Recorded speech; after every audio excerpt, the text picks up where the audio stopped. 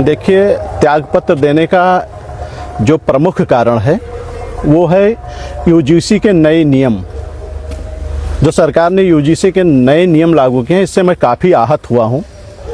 और इसके अलावा जो शंकराचार्य जी के साथ अपमान हुआ है, बच्चे बच्चों के साथ मारपीट, जूते चप्पल से मारपीट किया गया है, उन्हें अपमानित किया गया है, साधु संतों को मारा पीटा गया है मेला प्रशासन द्वारा, इससे भी मैं बहुत काफ़ी आहत हूँ। सरकार की कोई प्रतिक्रिया इन दोनों मामलों पर नहीं आया है, जिससे मुझे लगता है कि कहीं ना कहीं इसके पीछे सरकार का ही हाथ है।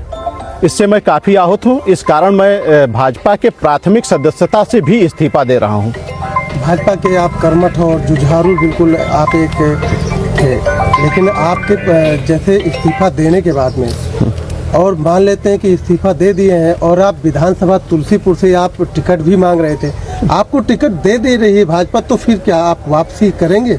नहीं, देखिए, इस पर मैं स्पष्ट कहना चाहता हूं कि भाजपा अगर मुझे टिकट का प्रस्ताव दे भी, आकर के मुझे कहे कि आप टिकट ले लीजिए और चुनाव लड़िए, तब भी मैं अब घूम करके भाजपा की तरफ नहीं जाऊंगा। मैं उसके टिकट पर चुनाव नहीं लड़ूंगा। तो हमारे लिए विधायकी कोई इतनी बड़ी चीज़ नहीं है, और ना ही विधायक का अब इतना महत्व रह गया है कि उसके लिए मैं बहुत लालायित हूँ। क्या आपके त्यागपत्र पर भाजपा पर बड़ी असर पड़ेगी या छोटी? देखिए, असर पड़ने की जहाँ तक बात है, तो मेरे एक व्यक्ति से तो हो सकता है असर ना पड़े, लेकिन मेरे विचारधारा के लाखों लोग हैं, ये बुनियाद हिला देंगे भाजपा की। भाजपा को हम लोग खींच करके 300 सीटों तक लेकर आए हैं। जब भाजपा के बगल कोई खड़ा नहीं होना चाहता था, फोटो नहीं खिंचाना चाहता था, थाने पर कुर्सियां हटा दी जाती हैं, तब से मैं भाजपा को लिए घूम रहा हूं। और आज भी मतलब हम जनसंघ से हमारा परिवार जुड़ा हुआ है, तो ये बुनियाद हिल जाएंगे। हमारे विचारधारा के लाखों लोग हैं।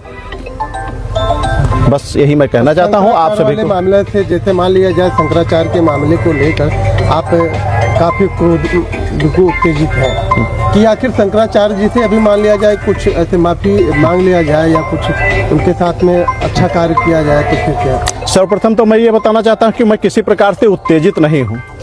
मैं पूरे विवेक के साथ कह रहा हूँ। अगर शंकराचार्य जी से माफ़ी मांग लेते हैं तो शंकराचार्य जी ने माफ़ कर दिया, तो हम कौन होते हैं? हालांकि ऐसा होगा नहीं, लगता नहीं हमको। उनके माफ़ी से आप वापस आ सकते हैं क्या?